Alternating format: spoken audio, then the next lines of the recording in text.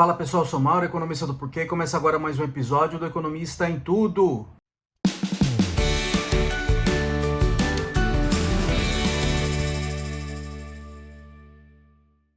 Para você que está chegando aqui no canal, eu convido a se inscrever e a ligar o sino para receber as notificações. Toda semana 3 vídeos novos e também a visitar o nosso site www.porque.com.br, tem bastante conteúdo escrito lá. Hoje eu vou falar do resultado da eleição e tentar olhar um pouco para trás, para o passado, e tentar fazer uma projeção para o futuro, principalmente do lado fiscal, do lado das contas públicas, né? A gente teve bastante promessa de gasto adicional dos dois candidatos, muito meritório, muitas vezes meritório. O Brasil é um país ainda muito desigual, com muita pobreza, que se acentuou recentemente com a pandemia.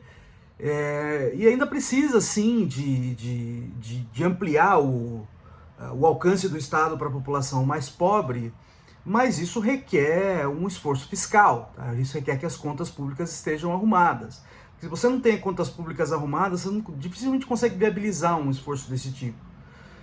Eu vou querer falar um pouco aqui sobre o passado, principalmente porque o candidato vencedor, Lula, foi uma pessoa que esteve envolvida no passado em dois momentos diferentes do lado das contas públicas. E uma coisa importante, por que eu quero olhar para o passado também? Porque o Lula sempre pediu para a gente olhar para o passado. Muito pouca proposta concreta para o lado da economia, sempre falando, olha o que eu fiz no passado e confia em mim.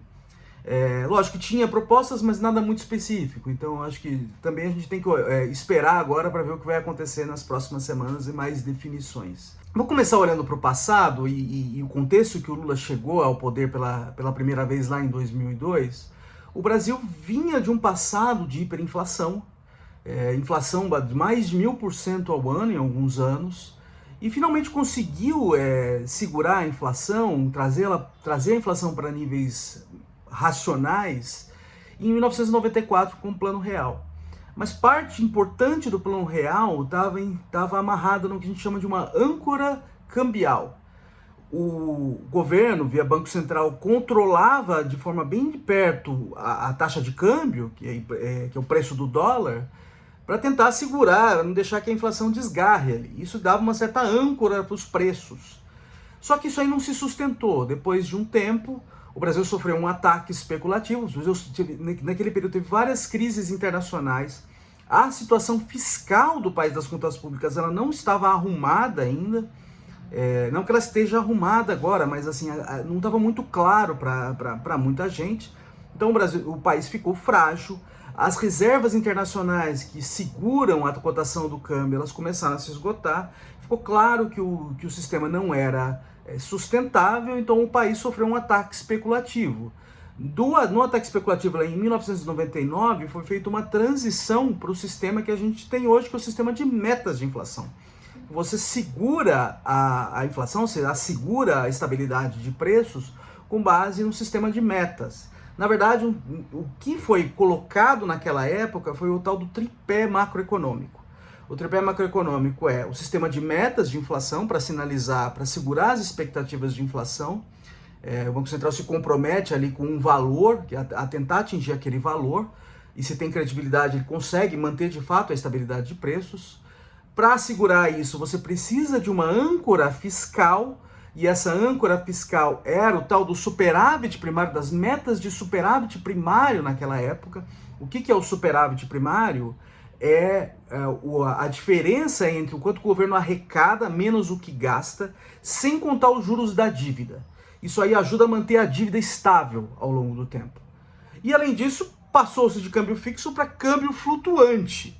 Então aí você tem o tripé, que é metas de inflação, câmbio flutuante e superávit primário. O que aconteceu? Em 2002, o Lula foi eleito pela primeira vez. O passado do Lula não ajudava muito, porque ele sempre foi contra esse tipo de política e teve propostas, na verdade, muito radicais. O Lula tentou sinalizar que não faria o que falou no passado, via a tal da Carta ao Povo Brasileiro, que respeitaria contratos, que pagaria, que respeitaria os compromissos de dívida e assim por diante. Isso não foi suficiente e ali em 2002 um rebuliço enorme no mercado, o câmbio disparou, a inflação começou a desgarrar também. o Banco Central teve que subir os juros de maneira muito agressiva. E aí, quando o Lula entrou, ele teve que ser mais real do que o rei. Então, o que ele fez? Ele puxou a meta de superávit primário para cima. Então, começou a ter a gastar, a arrecadar mais do que gasta. Essa diferença ficou ainda maior. Tá? Com isso, ele conseguiu sinalizar aos agentes de mercado que ele não seria aquele político que ele prometeu há anos atrás em eleições anteriores. E aí manteve também a estrutura do tripé macroeconômico. Então, o primeiro mandato do Lula, principalmente com Antônio Palocci como ministro, foi uma continuação da política macroeconômica do governo Fernando Henrique Cardoso. Então, além disso, né, acho que foi também um período de crescimento relativamente alto para a história do Brasil. Lógico, a hora que a gente compara com outros países, não foi um crescimento tão grande assim, tá? De comparar com outros países emergentes, por exemplo. Também o lado externo estava facilitando, com a China crescendo muito. Tá? Mas foi um período bom, eu diria. Só que a coisa começou a mudar ali na política econômica no segundo mandato do presidente Lula. E aí começou a ter mais intervenção na economia, você começa a ter o dedo grande do Estado nas estatais, e além disso com aquelas políticas também de focalizar determinados setores, privilegiar determinados setores. Além disso, a arrecadação que vinha crescendo parou de crescer, só que os gastos públicos continuaram subindo. Então, aqueles superávites começaram a desaparecer. A princípio, teve aquelas pedaladas que deram uma maquiada neles, mas eles uma hora não ficou muito claro que nada disso era sustentável.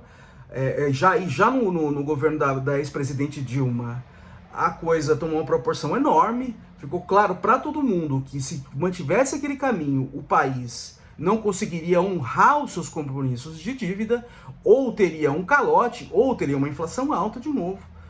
E aí teve a mudança de governo em cima disso, a entrada do ex-presidente Temer. Você teve um plano ali que foi o tal que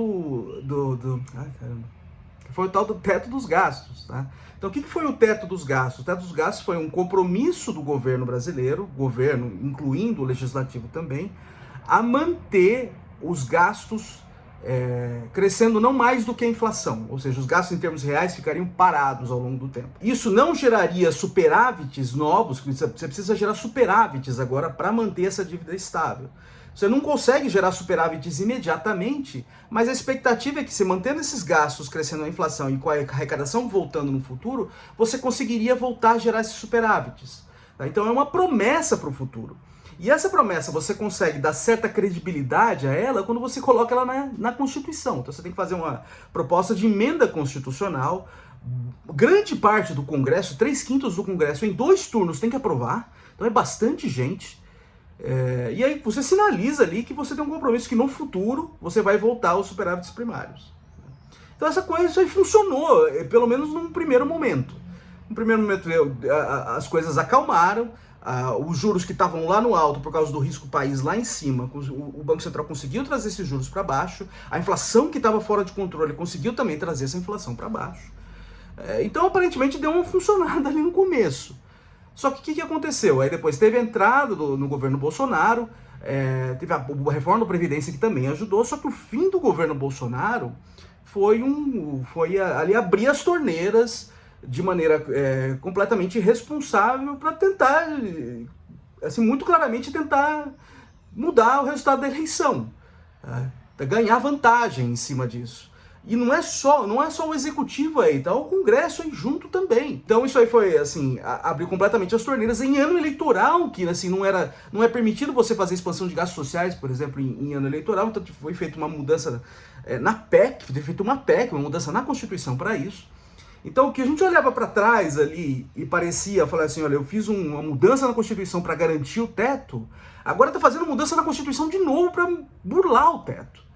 Isso foi feito 2 vezes já, na PEC dos precatórios também foi feito isso. Então o que parecia uma coisa difícil, mudar a Constituição, revelou-se muito fácil. Então aquela ideia de promessa, ela desapareceu completamente. Então hoje a gente não tem um teto, o teto está totalmente desconfigurado.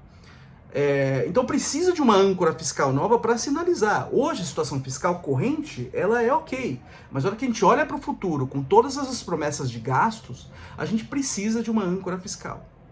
E isso que acho que o presidente eleito agora vai precisar deixar claro. Tá? Tanto um sinal via a sua equipe econômica que vai se formar, quanto de propostas de ações mais claras mesmo agora de como vai ser.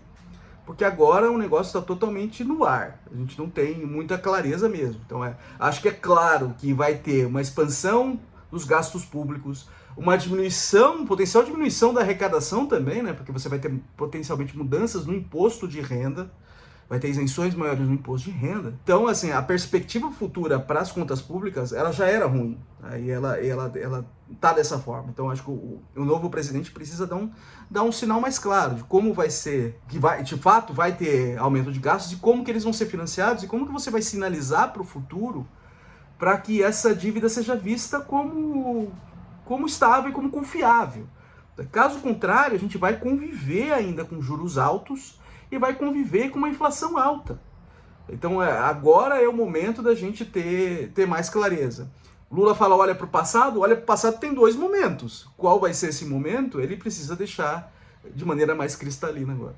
Mas é algo que a gente vai esperando desenrolar e a gente vai discutindo aqui à medida que tem mais propostas ou definições mais claras. É isso aí, pessoal. Muito obrigado por ter assistido o vídeo. A gente volta a conversar mais na semana que vem. Dá uma olhada no nosso canal, tem bastante conteúdo lá. O endereço é www.porquê.com.br. A gente também tá nas redes sociais, a gente tá aqui no YouTube, no Facebook, no Instagram e no Twitter. E é isso aí, até semana que vem. Um abraço!